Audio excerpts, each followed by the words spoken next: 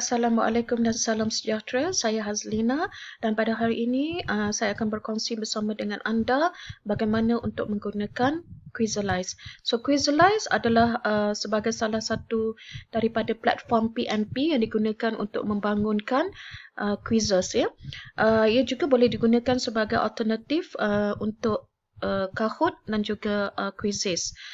Dalam Quizalize, selain daripada ia boleh digunakan sebagai salah satu daripada assessment tu, ia juga boleh membantu anda untuk mengenal pasti mana-mana kelemahan ataupun kekuatan dan juga learning gaps antara pelajar anda dan bila dah mengetahuinya ataupun kenal pasti, so pelajar yang bermasalah kita boleh bantu.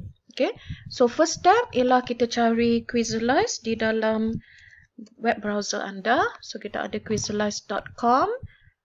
So just click the quizalize.com. So kita akan dapat paparan yang ini. So as a teacher, just click the teacher login.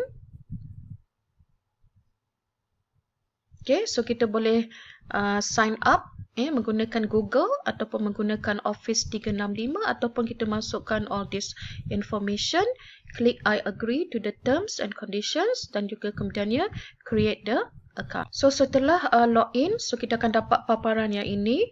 So kalau sebab saya dah create classes, so saya ada 2 classes dekat sini. So kalau yang first timer dia tak adalah, dia kosong dekat sini. Okay, for a free subscription, kita hanya diberi sebanyak 3 kelas sahaja. So kita boleh create only for 3 classes. So untuk create a class, just click here. So bagi nama kelas.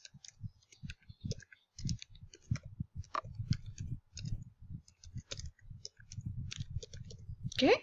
Kemudian this one, options untuk how your students will join the activities. So dia ada 4 options kat sini. By entering class code ataupun mereka masuk melalui account Zish ataupun Quizalize mereka sendiri, ataupun dia menggunakan Google account ataupun mereka menggunakan Office 365 account. So bagi saya yang paling mudah adalah kita beri sahaja class code kepada pelajar kita dan dia masuk ke dalam Quizalize kita menggunakan this class code. Supaya salah satu sebabnya adalah supaya kita senang nak pantau pelajar kita. Dan sebelum tu kita kenalah maklumkan kepada pelajar untuk masuk the Quizalize itu ataupun melalui Zish ini menggunakan nombor matrix mereka. So just click here. So create a class. Yang ini kita just skip for now because this one is only for American punya curriculum. So skip for now. So kita dapat paparan yang ini. So kalau kita lihat kat sini, kelas kita tak ada lagi activity. So untuk kita assign activity kepada pelajar, dia ada 2 options kat sini. Kita boleh create a new quiz ataupun assign a new activity. So kita klik dulu assign new activity.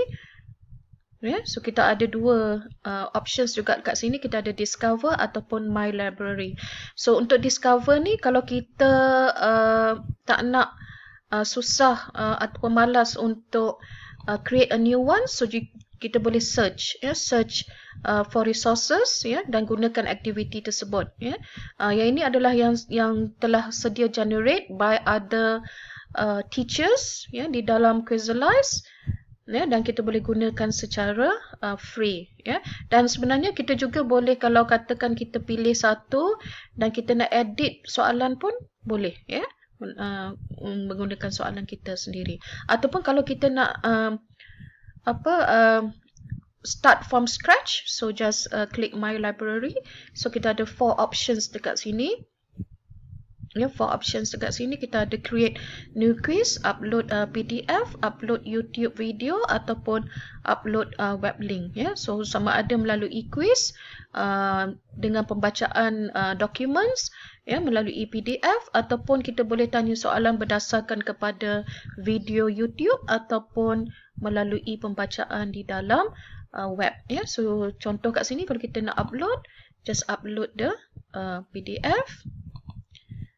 Kemudian untuk YouTube, just klik ataupun paste the URL of the YouTube video. untuk web link, juga just paste the URL untuk that web page. Okay. So untuk hari ini saya akan tunjukkan how to create a new quiz.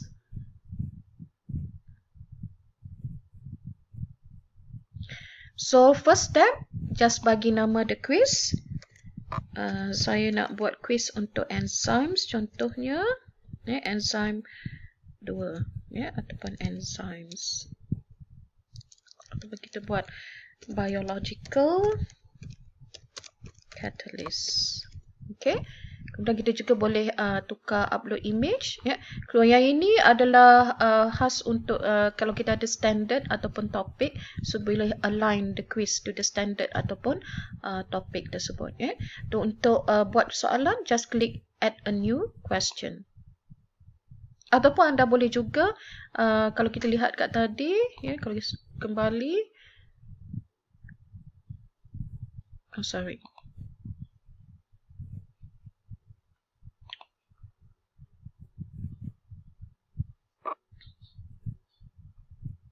Okay, kita juga boleh import daripada spreadsheet dan juga import daripada Quizlet juga, So add a new question.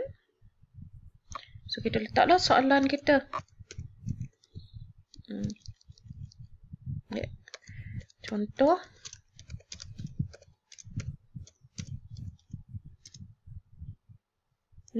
Kita letak the correct answer. Kita letak the wrong answer kat sini.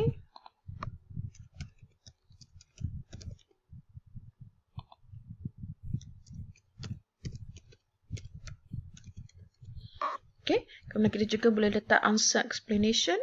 Kalau kita nak bagi tips ataupun explain your answer, so just letak kat sini. So this is optional. So optional kat sini bermaksud dia tidak perlu letak lah.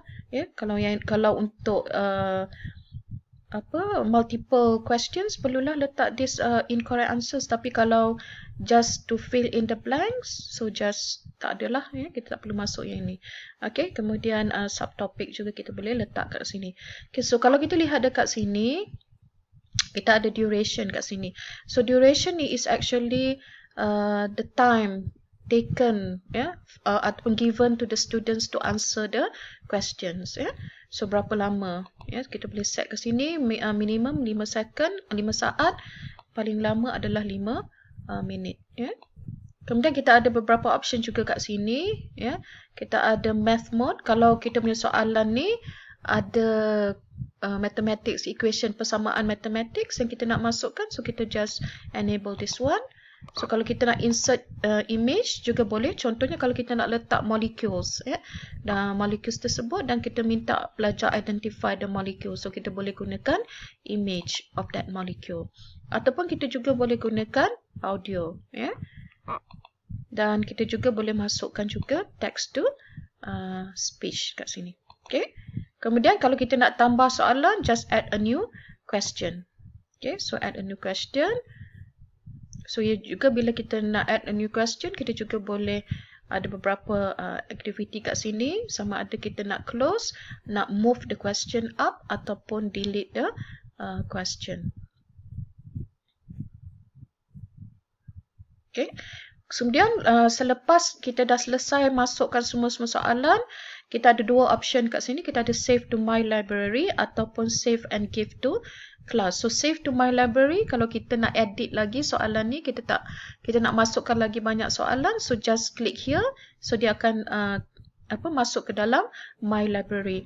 So kalau kita nak puas hati dah dengan soalan-soalan tu, kita save dan kita assign to the class. So just click here. Okay, so for now kita pergi kepada save to my library dahulu.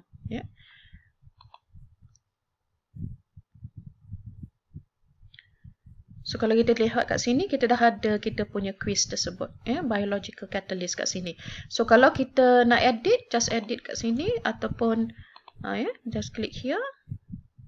So dia akan keluar paparan ni. So kita edit lah, kita nak add a new question dan sebagainya. Okay. Okay. Ataupun kita boleh klik sini dan dia akan dapat paparan yang ini.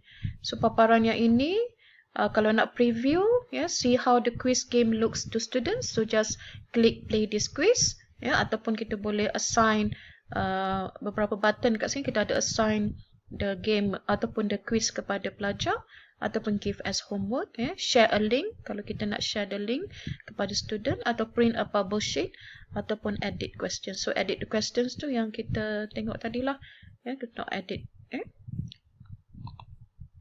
Okay, so kalau kita nak assign the activity to the student, just click here assign, ataupun tadi juga kita ada assign tadi. So kita akan dapat this paparan.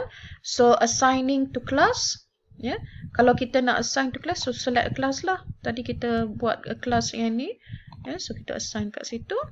So ini sih. Ataupun kita boleh juga assign to multiple classes. Kalau kita ada contohnya kita ada 3 kelas tadi, so kita boleh juga assign to all these classes at the same time. So kita juga boleh assign. So just click this assign to multiple classes. So kalau satu kelas sahaja, so just click one class kat sini. Okay.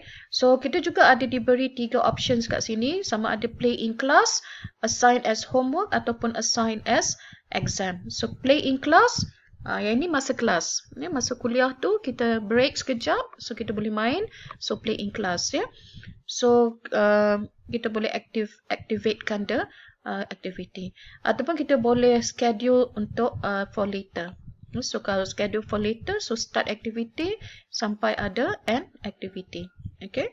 Kemudian kita ada mastery mode, and this one is the quiz will only end when all answers are correct. So pelajar akan cuba sehinggalah dia punya jawapan adalah semua betul, barulah quiz itu akan berakhir. Okay. So yang ni. Ataupun kita boleh gunakan use music and sounds untuk menjadikan the quiz more alive dan juga menarik. Kemudian kita ada show timer. Yang ni yang kita dah assign the duration of the ataupun the question timer. So kita boleh enable this one. And this one is number of attempts. Yang ini berapa banyak kali pelajar boleh try the quiz. Kita boleh assign kat sini sama ada sekali sahaja, atau 2 kali, ataupun 3 kali, ataupun unlimited. The number of questions, kalau kita nak gunakan all the questions yang kita telah masukkan dalam quiz tersebut, kita boleh klik all, ataupun kita boleh choose how many questions yang boleh dipaparkan kepada student. Kemudian kita ada advanced options kat sini. Yang ini for randomized question order. In order for kalau kita tak nak bagi pelajar meniru dan sebagainya, kita boleh enable this one, supaya dia reshuffle ataupun shuffle the questions. Kemudian allow students to see their results. Kemudian show feedback kepada student, ataupun show correct answer. Show your work. And show your work ni kalau kita nak minta pelajar, kalau kita bagi assign to homework, misalnya kita nak pastikan yang pelajar tersebut buat our assignment tu, so kita just enable this one. Okay. Kemudian kita juga boleh add comment. Okay. Kalau kita assign as homework, yang ini tak main dalam kelas tapi assign as homework, so kita ada start activity dan end activity, dan kita ada all this yang macam sama juga macam tadi tu, macam untuk play in class. Dan assign as exam juga boleh, kita juga boleh assign as the activity as exam, ataupun the quiz as exam. So kita ada confirm and skip answer, kita boleh enable this one. Okay, kemudian randomize the question order, itu sahaja. Kemudian show your work, dan sebagainya. Okay, so bila kita dah puas hati, so just assign the activity. Okay, so assign the activity. Kita juga ada apa yang dipanggil sebagai follow up activities kalau kita nak, terutamanya kepada pelajar yang skor kurang daripada 50%, kita boleh follow up activity dia untuk dia tengok performance dia, perkembangan dia, untuk sama ada dia lebih faham ataupun tidak. So kita ada all this follow up activity yang kita boleh assign. Ataupun kalau kita tak nak, just skip for now. Okay, so kita ada dekat sini, so kita boleh view activity, ataupun kita start now, edit, delete dan juga reassign.